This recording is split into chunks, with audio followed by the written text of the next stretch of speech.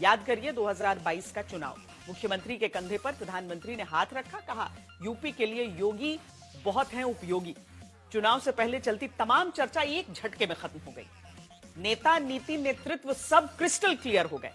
आज भी प्रधानमंत्री जब अटल बिहारी वाजपेयी की जयंती पर लखनऊ पहुंचे तो बड़ी बात कही। बोले कि अटल जी जहां भी होंगे आज के यूपी को देखकर गर्व करेंगे।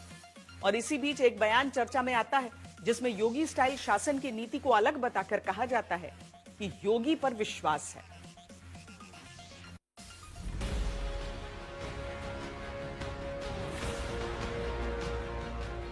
जगह उत्तर प्रदेश की राजधानी लखनऊ।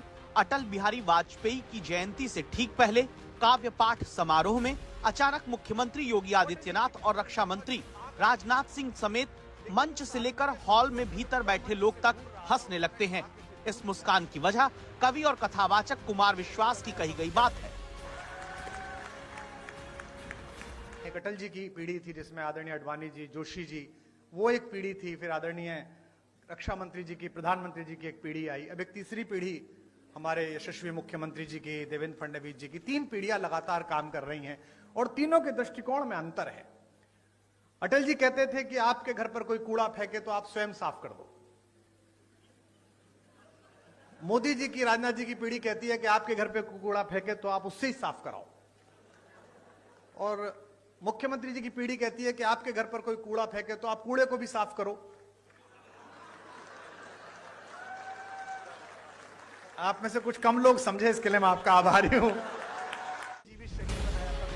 कुमार विश्वास ने जो स्टाइल योगी आदित्यनाथ के शासन का बताया, उसका एक ट्रेलर मुख्यमंत्री ने कुछ घंटे पहले ही दिया। दंगाई का उपचार कैसे होना है, हाँ, तो बरेली के मौलाना से पूछ लो। नोट करना, जब बांग्लादेशी को यहां से निकालेंगे और रोहिंग्या को यहां से बाहर का रास्ता दिखाएंगे तो उनके समर्थन में मत आना। अब वह स्थिति नहीं है कि जब पुलिस आगे आगे दौड़ती थी और गुंडे उसको पीछे से दौड़ाते थे। हर गुंडे को इसके लिए चेतावनी भी देता है कि सुधर जाओ, नहीं तो यमराज के यहां जाने के रास्ते भी खुले हुए हैं। अभी तो आपको जो है 2047 तक इंतजार करना होगा।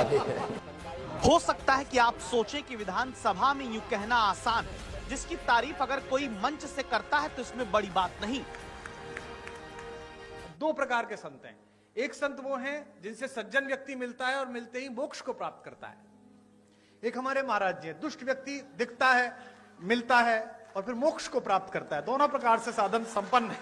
हमारे मुख्यमंत्री जी पे इतनी चर्चा होती है। मैं पूरे अटल बिहारी वाजपेयी जयंती की पूर्व संध्या यानी बुधवार शाम जिस बात को सुनकर रक्षा मंत्री और मुख्यमंत्री मुस्कुराने लगे, उसी बात को प्रधानमंत्री ने बहुत गंभीरता के साथ गुरुवार को राष्ट्र प्रेरणा स्थल का उद्घाटन करते वक्त कहा है, जहां जनसंघ के संस्थापक डॉक्टर श्यामा प्रसाद मुखर्जी, पंडित दीनदयाल उपाध्याय और अटल बिहारी वाजपेयी की मूर्तियों का अनावरण किया गया।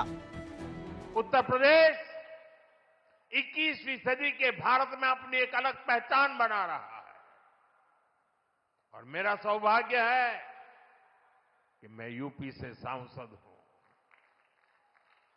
आज मैं बहुत गर्व से कह सकता हूं कि उत्तर प्रदेश के मेहनतकश लोग एक नया भविष्य लिख रहे हैं।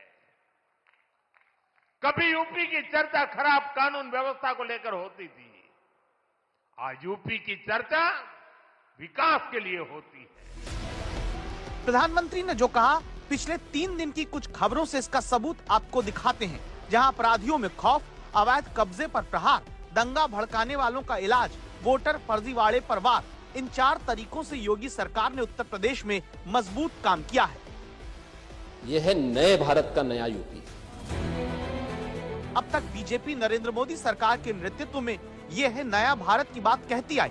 अब योगी आदित्यनाथ के राज में नए भारत का नया यूपी वाली बात भी कही जा रही है। ये कैसे संभव बताया जा रहा है? क्या इसकी वजह मजबूत कानून व्यवस्था है, जिसके बाद शांति का लड्डू लोग खा सकते हैं? इस लड्डू बंटने की वजह 1 लाख के इनामी बदमाश का एनकाउंटर के बाद 2 गज जमीन के नीचे जाना है। कौन बदमाश, अब उसे देखिए। बंदूकों के साथ रीलबाजी करके अपनी गुंडई वायरल कराने वाला ये वो सिराज है जिसे इसी हफ्ते उत्तर प्रदेश पुलिस ने सहारनपुर में एनकाउंटर में ढेर कर दिया। मुख्तार अंसारी और मुन्ना बजरंगी का साथी रहा सिराज हर बार चकमा देकर बचता रहा, लेकिन अब की ये पुलिस की गोली का शिकार हुआ। योगी सरकार के मिले उसके बाद योगी सरकार ने जो काम किया है वो किसी नहीं कर सकता। मेरा प्रशासन मेरे साथ था, मेरे वकीले मेरे साथ थे, मेरे मीडिया भाई भी मेरे साथ थे कि हर कदम पे उजागर करते थे। इस बात को दबने नहीं दिया, उजागर करते थे। और उसके बाद जो है हम आज ये खुशी है, अब ये नहीं समझ में आ रहा है कि हम खुशी मनाएं या दुख मनाएं। खुशी तो है कि अपराधी मारा गया, 2.5 साल से मेरा प्रशासन साथ दे रहे थे।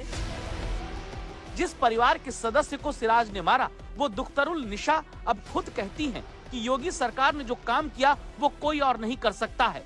क्या यही वजह है कि सुधर जाओ वरना यमराज का बुलावा आ जाएगा की बात भी कही गई? जब पुलिस आगे आगे दौड़ती थी और गुंडे उसको पीछे से दौड़ाते थे। अब वह यूपी नहीं है, अब ये वह यूपी है जो हर प्रदेशवासी को सुरक्षा की गारंटी तो देता है, लेकिन हर गुंडे को इसके लिए चेतावनी भी देता है कि सुधर जाओ, नहीं तो यमराज के यहां जाने के रास्ते भी खुले हुए हैं और यमराज का बुलावा आ जाएगा। सख्त प्रशासक वाली सी छवि की वजह से वो बदमाश भी पुलिस की गोली खाकर लंगड़ा कर चलता है जो प्रतापगढ़ में 7 साल की बच्ची के साथ दुष्कर्म की कोशिश करता है। वो बदमाश भी लंगड़ाता मिलता है जो सहारनपुर में बुजुर्ग महिला से लूट करता है। कौशाम्बी में वो बदमाश भी गोली ही पैर में पाते हैं जो राहगीरों को लूटकर डर का माहौल इलाके में बनाते आए।